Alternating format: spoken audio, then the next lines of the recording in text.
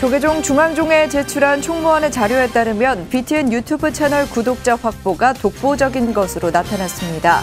중앙종에는 종단의 전문적인 유튜브 채널 정책을 요구했습니다. 국제선센터의 영축산에서 법화경을 설하는 부처님의 모습이 나무로 된 후불탱화로 조성됐습니다.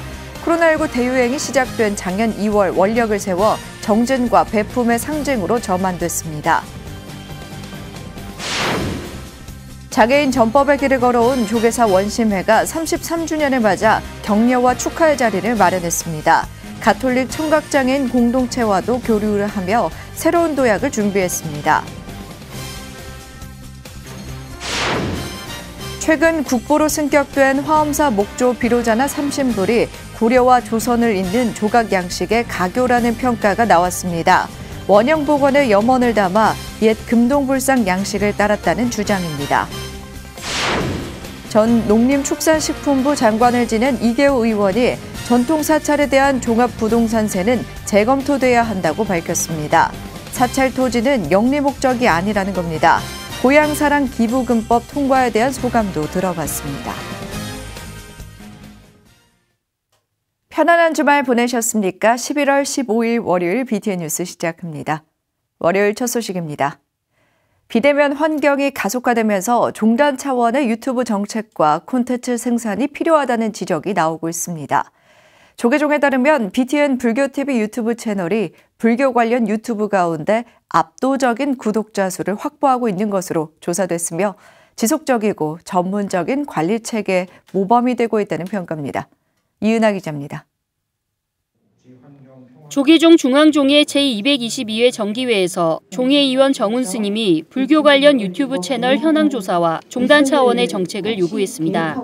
조계종 총무원 기획실의 조사에 따르면 불교 언론사 가운데 한국불교 대표 방송 BTN 불교TV가 46만 명으로 가장 많은 구독자를 확보하고 있는 것으로 확인됐습니다.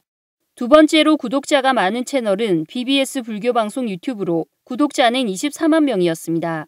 기획실은 불교 관련 주요 유튜브 채널 37개를 운영 주체별로 보면 사찰 8개, 스님과 개인 13개, 언론사 7개, 종단 관련 9개라고 밝혔습니다. 정훈 스님은 방송사 가운데 단연 높은 구독자 수를 확보하고 있는 BTN 불교TV 유튜브 채널에 주목하며 전문적이고 지속적인 관리를 강조했습니다. 코로나로 비대면 환경이 가속화되기 이전부터 유튜브의 파급력과 효과를 예측하고 경쟁력 있는 콘텐츠를 생산해 성과를 내고 있다는 겁니다. BTN이 46만 명이라는 구독자를 가지고 있다는 것이 굉장히 제 개인으로는 눈에 띄었습니다. 이것은 BTN이 그동안 방송의 역할을 잘 하고 있었기 때문에 이런 많은 구독자를 가지고 있지 않을까 하는 그런 생각을 했습니다. 이게 금방 이루어진 것이 아니라 생각이 되고 코로나 이전부터 오래전부터 준비했던 것이 지금 이런 결과를 초래하는 것이 아닌가 생각이 됩니다. 정훈 스님은 유튜브 채널의 파급력과 효과에 비해 지역 사찰 등 불교계의 유튜브 채널 활용이 미비하다며 종단 차원의 정책과 지원이 필요하다고 지적했습니다. 저도 유튜브를 하고 싶습니다. 그런데 하고 싶은데 할 수 있는 여건이 전혀 따라주지 않습니다. 개인 사찰이 어려운 만큼 종단 차원에서 어느 한 부스를 유튜브만 전적으로 하는 그 부스를 좀 만들어서 지역 사찰과 불교계가 유튜브를 활발하게 활용할 수 있도록 교육과 관리가 가능한 종단 차원의 대책이 필요하다는 겁니다.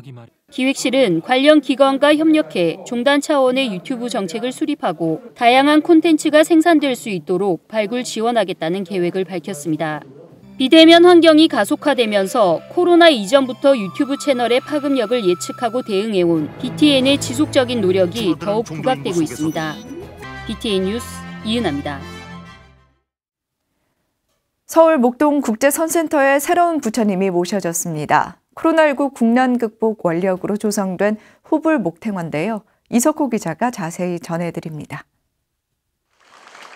목동국제선센터 2층 큰법당 불단에 새로운 후불 목탱화가 조성됐습니다. 석가모니 부처님이 영축산에서 법화경을 설한 모습을 그림이 아닌 나무로 조각한 것입니다. 불사는 지난 2019년 2월 코로나19라는 전염병이 전 세계를 덮쳤을 때 주지 법원 스님의 국난 극복 원력으로 시작됐습니다. 매일매일 수행 정진하며 전 세계인들이 질병의 고통에서 벗어나고 하루빨리 코로나19가 사라지길 발언했습니다. 인연이 돼서 시줄에 동참하실 수도 있고 아직 때가 시절 인연이 있지 않아서 동참하지 못하신 여러 신도님들이 계십니다. 그러나 여기 있는 우리 모두는 가고 없더라도 이 후불 부처님은 여러분 선센터 신도님들의 후불 부처님으로 항상 이 자리에 계실 겁니다. 올해로 개원 11주년을 맞은 국제선센터가 어제 큰법당에서 조계종 총무원장 원행 스님을 증명으로 후불목탱화 점안식을 봉행했습니다.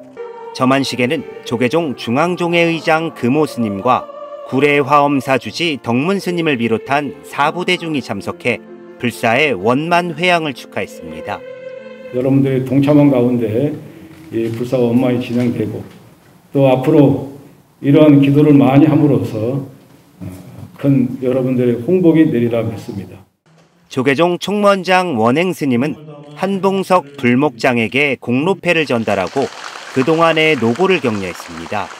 이어 원행 스님은 법문에서 회양하는 마음으로 늘 사람들에게 베풀면서 살아야 한다며 부단히 정진해 줄 것을 당부했습니다. 절대 남 미워하지 마시고 회양하는 마음으로 내가 지금까지 40년, 50년 쌓았던 모든 공력, 재산이면 재산, 학문이면 학문, 아니면 몸으로 하실 수 있는 이런 것들을 회양을 해야 돼. 남한테 베풀어줘야 돼. 국제선센터는 후불목탱화 불사 공덕을 지역의 소외이웃을 위한 자비 나눔으로 회양해 의미를 더했습니다. 양천구청에 자비 햇살 1000kg을 전달하고 조계종 아름다운 동행에 100만 원력 결집 불사 기금 1000만 원을 기탁했습니다. BTN 뉴스 이석호입니다.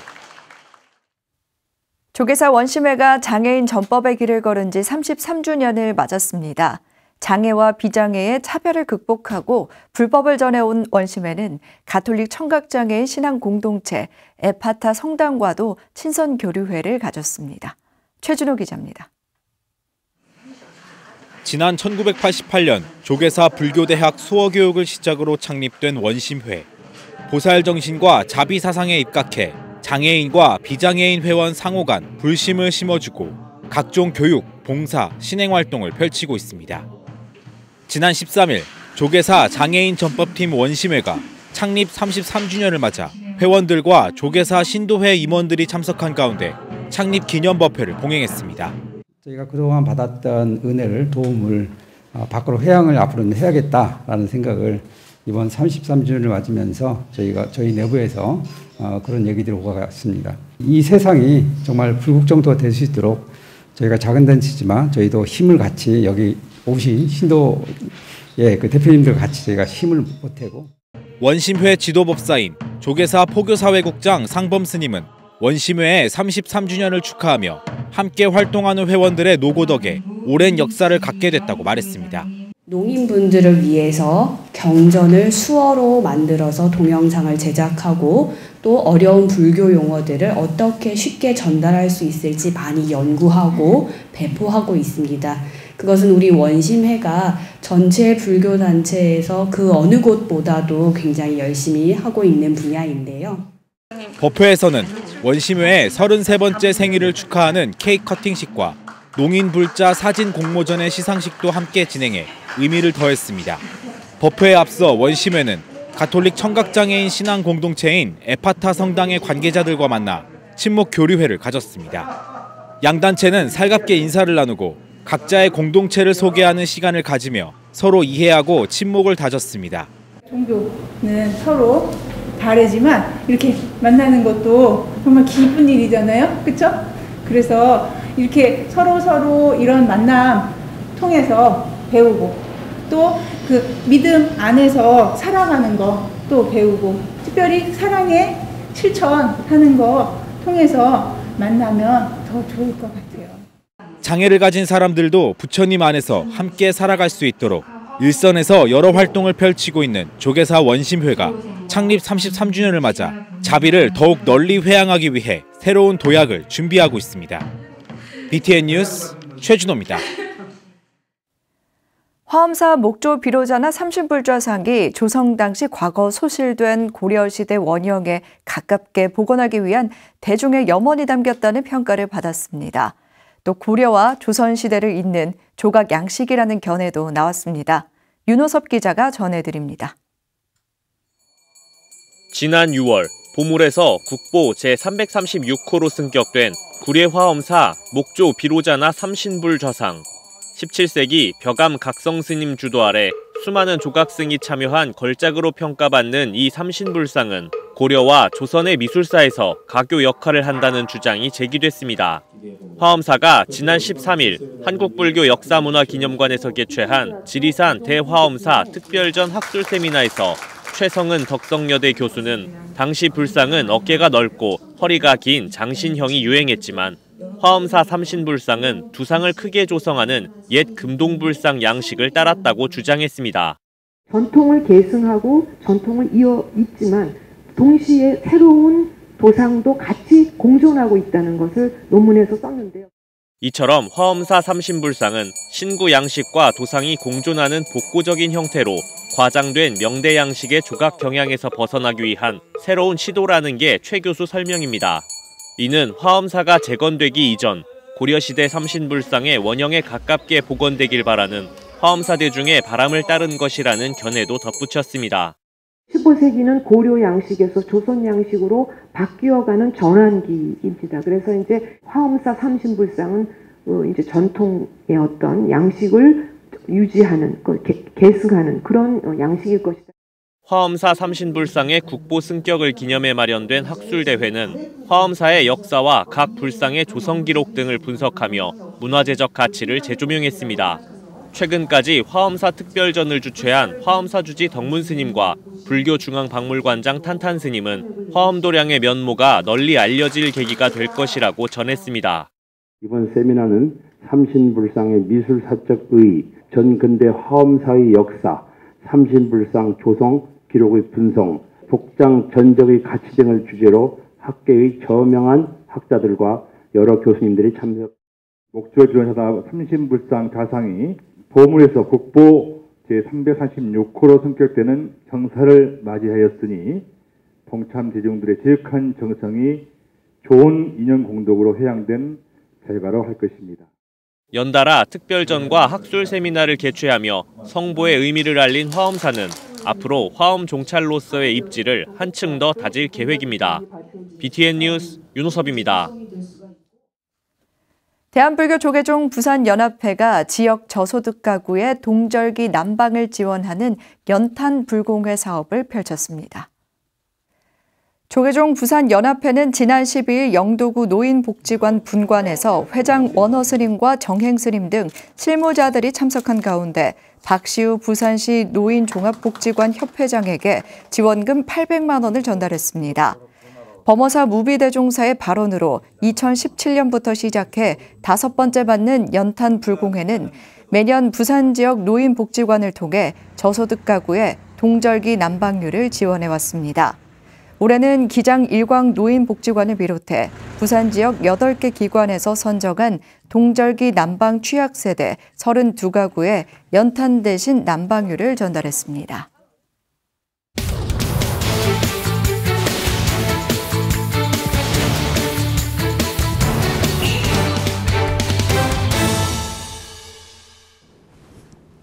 반갑습니다. 전남 담양 한평 영광 장성 지역구 국회의원 이계호입니다.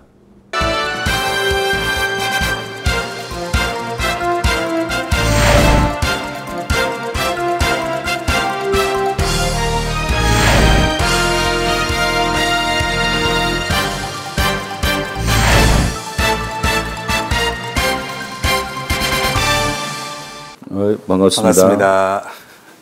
21대 국회 압도적인 지지로 입성을 하셨습니다. 그동안 지지와 성원을 보내주신 지역구 주민들과 또 BTN 시청자들에게 인사 말씀 부탁드리겠습니다. 네, 우선 담양 한평 영광 장성 지역 구민들께서 지역의 83.1%라는 압도적인 지지를 보내주셨습니다.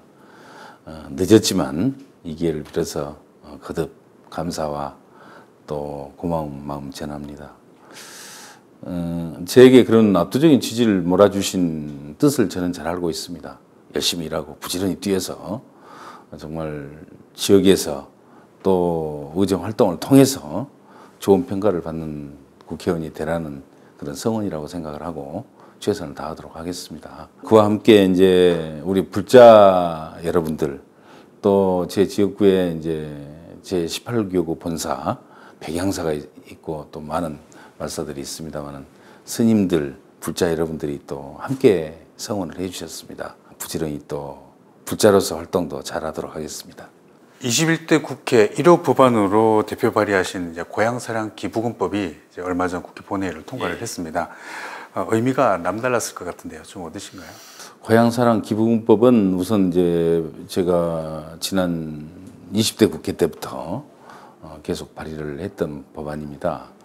농촌이 굉장히 어렵지 않습니까? 요즘 뭐 농촌이 소멸될 위기에 놓여 있고 농촌을 중심으로 한 지자체가 이제 향후 30년 이내에 전국에 46%가 없어진다는 그런 또 통계가 있습니다. 그것처럼 어려운 농촌을 구할 수 있는 여러 가지 이제 논의들이 이루어지고 있습니다만은 가장 유용한 정책 수단이 고향사랑 기부금이라고 생각을 합니다. 저로서는 뭐 제 지역구도 마찬가지입니다만 농촌을 살리는데 필요한 제도를 한번 만들어보자는 뜻에서 정말 열의를 갖고 집중적으로 노력을 했던 그런 법안입니다. 다행히 지난달 말에 이제 국회 본회의를 통과를 해서 2023년 이제 시행을 앞두고 있습니다. 저로서는 대단히 기쁘고 큰 의미를 두고 있습니다. 제가 21대 국회의원으로서 해야 될 가장 큰 목표 하나는 달성했다 이렇게 생각을 하니까 뭐 밤잠을 이루지 못할 정도로 기쁩니다. 법 통과가 되면서 좀 어떤 효과가 기대가 되는가요? 제도 운영은 어떻게 되냐면 이제 출향 인사들이 고향을 향해서 기부금을 납부를 합니다. 그건 이제 자발적 기부금이겠죠. 10만 원까지는 그렇게 되면 그에 대해서 이제 세액공제를 해줍니다. 그리고 이제 500만 원까지 이제 기부금을 낼 수가 있는데 그 이제 10만 원을 초과하는 금액에 대해서는 일정한 정도 세율 공제를 해주도록 그렇게 세제 혜택이 주어지고요. 또 이제 고향의 지자체에서는 그 납부를 한 분에 대해서 기부금의 30% 범위 내에서 고향 특산물로 답례를 하도록 되어 있습니다. 그렇게 하니까 결국 이 기부금을 내신 분들은 뭐 일정한 정도까지는 세액공제를 그대로 되돌려 받습니다. 그러니까 고향을 사랑하는 마음을 표현할 수 있다는 그런 자긍심을 가질 수가 있고 또 고향 지자체에서는 그 기부금을 모아서 일반 회계로 전환을 시켜서 지역 발전을 위한 또 지역 주민 복지를 위한 이 재원으로 활용할 수가 있는 거죠. 그래서 어려운 지방 재정에 큰 활로가 될 수밖에 없고요. 기부자, 또 고향 그리고 국가가 함께 참여하는 삼위일체가 돼서 참여하는 그런 이 지방 지원 체제 이렇게 말씀을 드릴 수가 있겠습니다. 농어촌을 단순하게 지원하는 것뿐만이 아니라 도농에 함께 상생할 수 있는 그렇습니다. 그런 선순환의 법이 될 수도 있겠다 이렇게 볼 수 있겠네요. 농림축산식품부 장관도 지내셨는데요. 이번 국회에서는 또 농해수위 위원도 하고 계십니다. 농어촌 발전을 위해서 좀 어떤 이런 동력이 좀 필요할까요? 우선 당장에 저는 국가적 인식이 좀 바뀌어야 된다고 생각합니다. 정말 농촌이 필요 없는 공간이 아니고 정말 국가의 발전과 균형을 위해서는 반드시 지켜야 될 공간이다. 이런 인식들을 좀 가져나가는 이 정책적 그 전환이 필요하다고 생각을 하고요. 그래서 뭐 예산 지원을 비롯해서 또 제도적 지원, 또 법률적 지원, 또 국민적 관심 뭐 이런 부분들을 좀 끌어올리는 지금보다는 그런 노력들이 범국가적으로 이루어져야 한다고 생각을 합니다. 어느 선진국이든지 농촌을 살리지 않는 선진국은 없습니다. 농촌과 함께 공존하지 않는 선진국은 없습니다. 농촌 지자체에 대해서 과감한 지원을 하는 또 그런 제도 정치가 뒷받침이 돼야 된다고 생각을 합니다.